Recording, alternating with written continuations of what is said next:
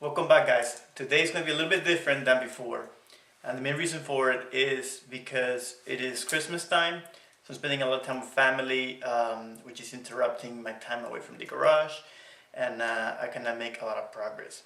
I'm not 100% done with the paint, but I'm being asked three main questions about the paint. One of them was, what was the method or the process that I used? The other one was, um, how much did it cost? And lastly, I got asked this last night, how long did it take? So I got a couple receipts in here, and I got my recipe of what I ended up doing for the car. And I'm gonna start with this one. Just a few things I want to say before I go down this list is that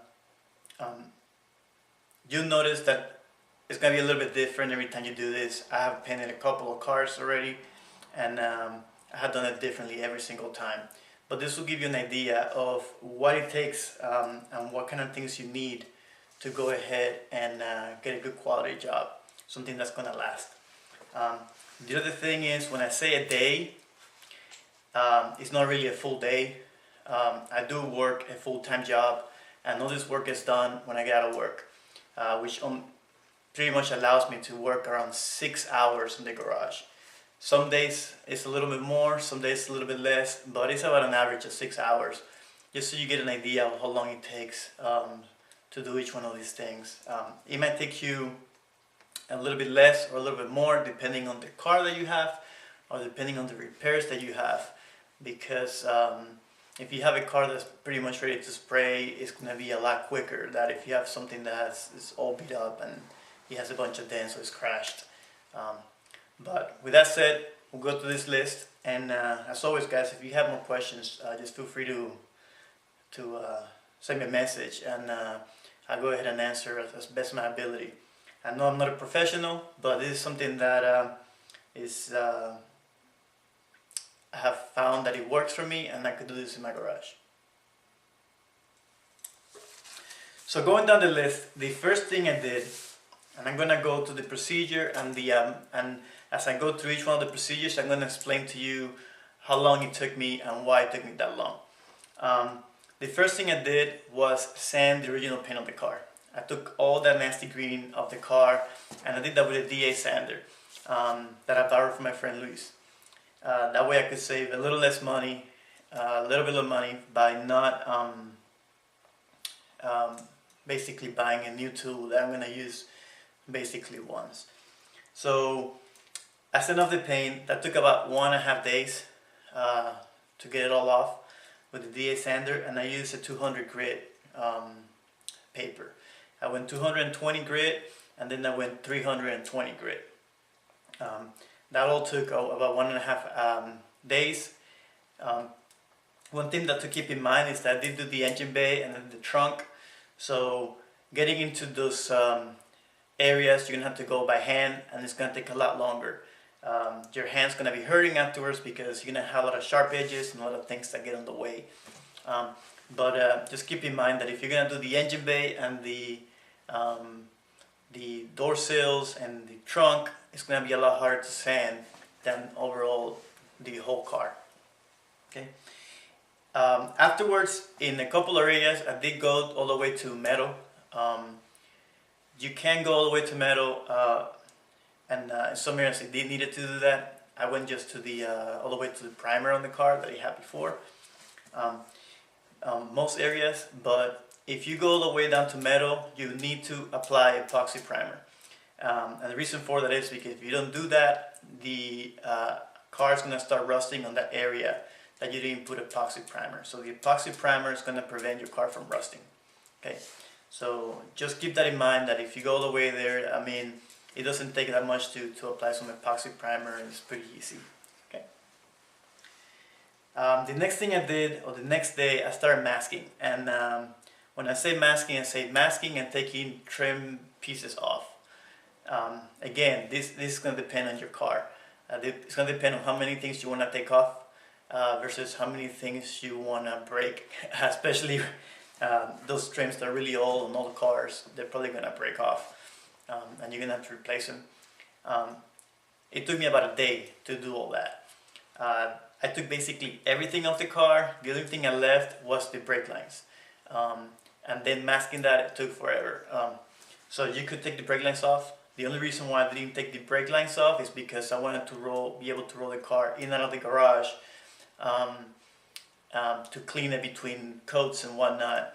And as you guys know, my garage is a big slope and I want to have some brakes so it doesn't roll off completely off my driveway.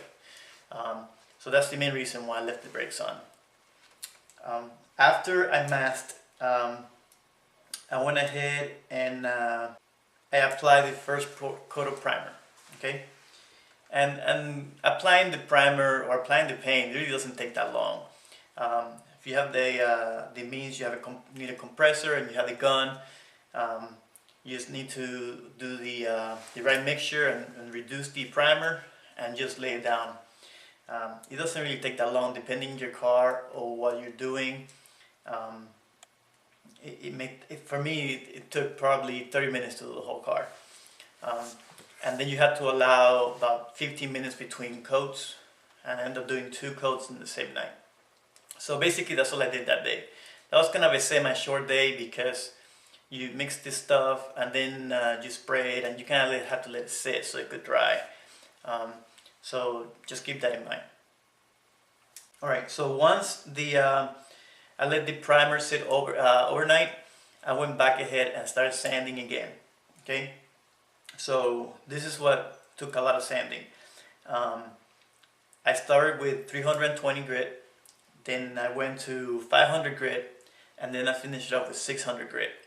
And we're talking about every panel, every area, the engine bay, the door seals. I did everything like that. You may not want to do some areas to that level, or you may want to do more. It depends on what you're looking for. But I went ahead and made it all the way to 600. And I did all of this, and it was dry sand. I didn't do any wet sanding on this. Okay, that took about a day or 2 days. I can't remember. It probably was 2 days to just get all that sanding done. Okay.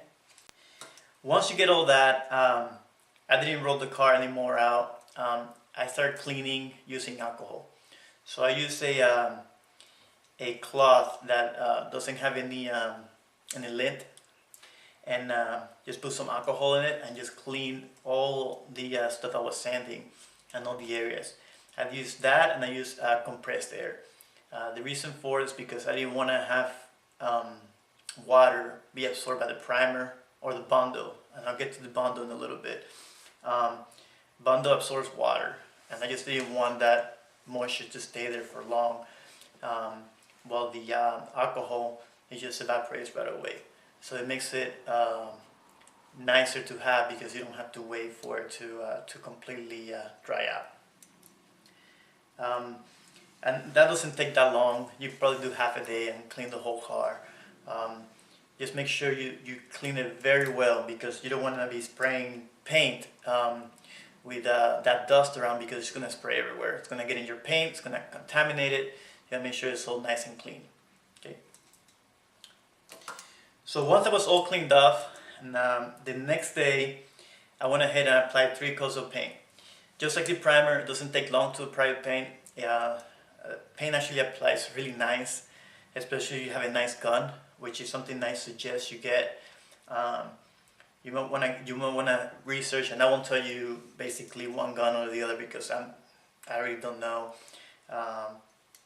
I could tell you which one I used that worked out really well for me, and it was just really nice. It's the best gun I've used so far, and I'm glad I did it because it's gonna minimize the work of sanding after you spray the paint. But just do your research. Just research. There's a couple of reviews that you may find interesting, and depending on your budget, how much you want to spend on the gun, you may want to go one way or the other. But I did 3 coats of paint. It takes about 10 to 20 minutes to dry. Honestly, since I'm doing the whole car, by the time I finished doing one side of the car, it was ready to paint the other side. As you guys saw, I didn't have the bumpers on or the fenders on the car, so I had to do those as well. Basically, it was dry enough by the time I got from one end of the car to the other. So once that dries, I let that sit overnight. um, I went back to sanding. You don't have to do this step, but I kind of wanted to. And I sanded 100 grit the whole car again. I sanded the paint. And the main reason why I did this is because of the roof of the car. If I would have been a little bit taller, or I had the right tools to be able to spray evenly on the top of the car, I probably wouldn't have sanded. But I didn't like the way it came out on the top, and I wanted an even surface. So I went ahead and sanded 800, and since I did the roof, I went ahead and did the whole car. You don't have to do that, especially if you are able to lay a nice coat throughout the whole car. But I messed up in a few places, so I had to fix it. Okay. That took about 1 day to sand 800 grit. One thing you're just gonna notice is that as you go higher on the grits, you will see that your sandpaper is gonna get clogged faster. This is the first time in here that I used wet sanding. That way I wouldn't have to be going through so many pieces of paper, and it will be a lot quicker to sand. Just be careful you don't do too much, you don't overdo it, because when you wet sand, you're actually taking a lot more than when you dry sand. Okay. The other thing that wet sanding allows you to do is that it doesn't let your paper to get clogged, so you don't put any deep scratches into your paint. So that would be a bad thing, obviously. So once that was done, I went ahead and cleaned the whole car again. I did the same procedures as before with the alcohol and the cloth. Just went everywhere and made sure you clean every little crevice and stuff, and every little area. That way when you spray the clear coat, you don't have stuff flying around everywhere. Okay. Once I did that, I went back and remasked everything. So one thing you want to be aware is that every time you clean the car, you might pull some of the paint, not some of the paint, but some of the tapers paint, and you want to make sure that you're constantly looking that over, because that's how you avoid overspray. I bought some tape that is water resistant, so that helped me out in some areas. I didn't have to remask. I was able to get those places wet and basically take care of not be able to mask again. So you might get away with that. The tape is a little more expensive, but it may be worth your time. Okay. So once the remasking was done, I went ahead and applied 2 coats of clear coat. Now, after I applied 2 coats of clear coat, that's basically when you guys saw me that the car has some gloss to it. It actually looked nice. It looked nice on the camera, but there's a few things that few imperfections, and mostly what it was in things in my garage just floating around. I had to walk in and out of the garage all the time, and unfortunately, a lesson learned, I let some dirt get into the car while the clear coat was still wet. So they got into the clear coat, and it's basically on the surface. So it just wasn't smooth. It was smooth in most areas, but in some areas you could see a little bit of imperfections, and as you guys know, that's not good enough for me. So what I did was I let the car sit for 2 weeks, make sure that clear coat just fully cures, and then I went ahead and started sanding again. I started sanding the clear coat, and the other reason why I wanted to do this, because even though this gun was awesome, it did leave a little bit of orange peel, and I just didn't want to have that orange peel. I want to have that glass look. So that orange peel, to get rid of it, I went at it with 1,000 grit, okay, wet sand. So I'm going ahead and resanding the whole outside of the car. The engine bay and the trunk is probably good enough for the gloss that it has. I like it that way. I like a little rougher texture on the engine bay. I don't really care to have a smooth surface on the engine bay. But the whole rest of the car, I do want to have a smooth surface. So I'm going around with 1,000, which is where I just finished right now, and I'm still gonna do 2 more. I'm gonna do 1,500, and then I got a 2000 to finish it off. Each one of those, it goes a lot quicker now, especially if you're wet sanding it. You go through some paper, but if you do a good job laying out the clear coat, you shouldn't have a bunch of trouble getting it smooth. It's taking about half a day per each one of those crits. So one day for 1,000, one day for 1,500, and one day for 2,000, I hope. So just to give you an idea, basically how long it's going to take to do each one of those. And these days are a little bit shorter days for me because it's the holidays. So I'm spending some time doing other things as well. So in reality, you can probably sand the clear coat on each crit for half a day. So just a few hours. And it depends on how much, how much you want to do. You'd probably be fine with just 1,500. You'd probably fine skipping 1 to 2. If you're okay with orange peel, you could just leave it as is. So it's totally up to you what you want to do. The final thing that you have to do once you do, you cut the clear coat, is you need to go ahead and polish. Okay? So this is the stuff I use. It might not be the newest thing out there, but I used this for a few years and I love it. It does require some muscle grease, but it comes out really nice. I'm sure there's new stuff out there that you could probably get, but in reality, this is something that I use, and I don't want to be, experimenting things. If you guys know something that works better, let me know. Especially since I haven't done that yet, and I go ahead and try that product too, because if it requires a little less effort, I'm all for that. So all in all, if you have a car that is in really good shape to paint, it's probably going to be around 10 days. That's what all that adds up to. 10 days or 2 weeks, let's say you take weekends off, right? And working after work. So if you have a Saturday and you hit it all day, you do a 12-hour day, you might save a few days here and there, but also if you're not doing the engine bay, for example, or the trunk or the door sills, it may take you less, of course. However, this is all depending on the condition of your car. This car had the rear wheel arches where needed some work, some body work. It had a couple of dents, and the passenger door is basically an accordion. I did a whole bunch of work in that door, and even with all the work I did, it still doesn't look 100% right. I'm gonna leave it as is for now, but eventually I'll probably redo that whole door, do some more body work and reshoot it and just start from scratch. Depending if you have something that's crashed, for example in this car, the hood had a nasty bump into it. That took a long time to fix. You just want to make sure that before you start doing primer, you go ahead and take care of as many issues as you can, because if you don't, it's all going to show to your nice shiny new paint. It's actually going to expose it even more because you're able to see the imperfections through the shine. So make sure you do that.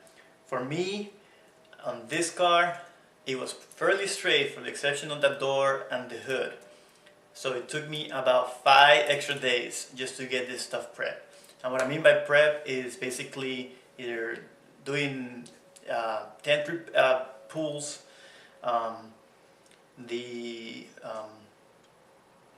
doing some bundle work. So it's trying to get the door or whatever panel as flat as possible, and then going through some bundle, just lightly putting just a small layer of bundle on that area, and then sanding it down so it'd be completely smooth. And then, just making sure it's just everything straight. When you're doing sanding, you do need to use some blocks.